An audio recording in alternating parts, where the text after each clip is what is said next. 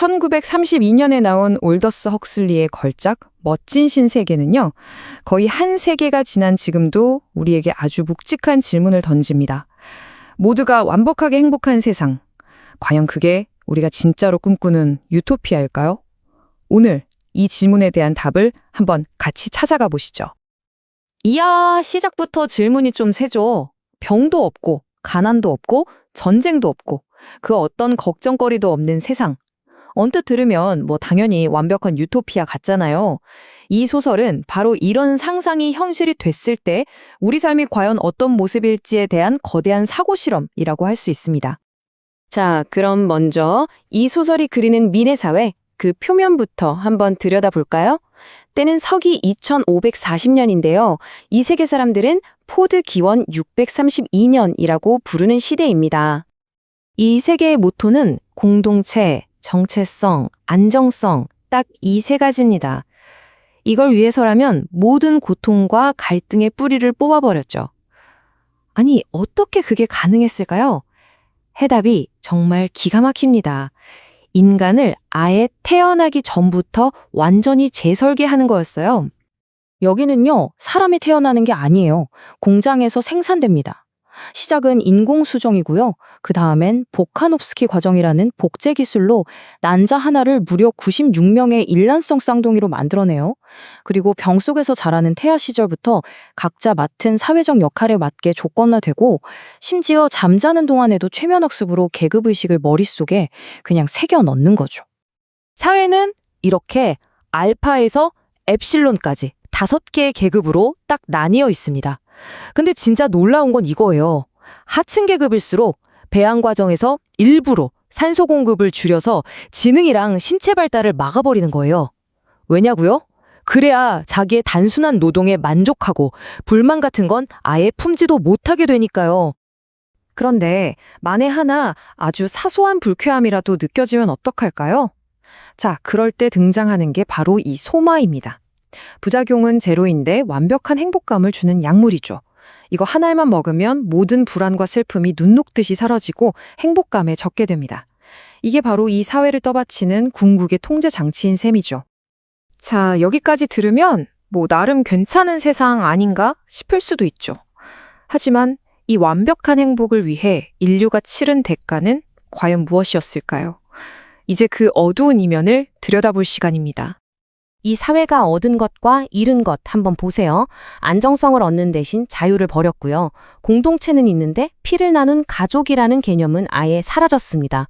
고통 없는 얄팍한 행복을 위해서 깊이 있는 예술과 과학, 진리와 아름다움 같은 건 싹 다 포기해버렸죠.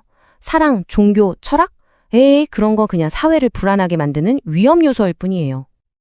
깊은 감정적 유대? 이거 완전 금지입니다. 한 사람하고만 연애하거나 결혼하는 건 사람을 독점하는 아주 나쁜 반사회적 행위로 취급받아요. 대신 모두는 모두의 것이라는 슬로건 아래서 가볍고 자유로운 관계만 권장되죠. 격렬한 감정의 파도를 아예 원천봉쇄해버리는 겁니다. 그런데 이렇게 완벽하게 통제되던 세상에 균열을 내는 한 사람이 나타납니다. 바로 이 시스템 바깥에서 온 사람이죠. 그의 이름은 존. 사람들은 그를 야만인이라고 불러요. 문명 세계와는 완전히 격리된 보호구역에서 자연문만으로 태어났거든요. 어머니한테서 문명 세계 이야기를 듣고 셰익스피어 작품을 읽으면서 사랑, 고통, 신 같은 구시대적인 가치들을 내면화한 인물입니다. 말 그대로 두 세계상에 끼어있는 존재인 거죠. 존이 런던으로 오게 되는데 처음엔 눈이 휘둥그레지죠. 하지만 곧 깨닫게 돼요. 이 사람들이 감정 없이 조작된 행복에 그냥 길들여져 있다는 걸요. 문명인들은 존을 한 명의 사람으로 대하는 게 아니라 그저 신기한 동물원의 원숭이 보듯이 구경거리로 소비할 뿐입니다. 결국 존의 등장은 이 소설의 가장 핵심적인 철학적 대립으로 이어지게 됩니다. 바로 불행해질 권리에 대한 논쟁이죠.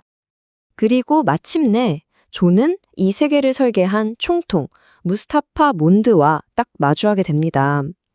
이 두 사람의 대화가요, 정말 이 소설의 심장이라고 할 수 있어요.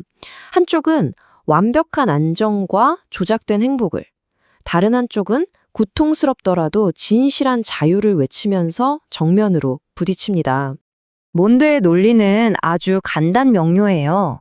대중을 행복하고 안정적으로 만들려면 예술이나 과학처럼 사람 머리 아프게 하고 감정을 흔드는 것들은 싹 없애야 한다. 그게 인류를 위한 최선의 선택이었다. 이렇게 주장하는 거죠. 이 말에 대한 존의 외침은 이 소설 전체를 관통하는 명대사입니다. 그는 고통, 슬픔, 불행까지 모두 포함한 인간 경험의 총체야말로 진짜 인간다운 삶의 가치라고 반박하는 거예요. 완벽한 안정 대신 혼란과 고통을 감수하더라도 내 삶을 스스로 살겠다는 절규죠. 존의 이 비극적인 위침을 듣고 있으면 헉슬리가 진짜로 우리한테 뭘 경고하고 싶었는지 생각하게 돼요.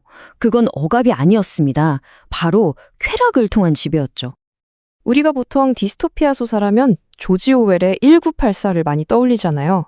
근데 이 슬라이드를 보시면 아시겠지만 이 둘은 결이 완전히 달라요. 오웰이 외부의 억압과 고통으로 사람들을 통제하는 걸 경고했다면 헉슬리는 사람들이 스스로 자유를 포기하고 쾌락에 빠져들면서 지배당하는 미래를 무서워했습니다.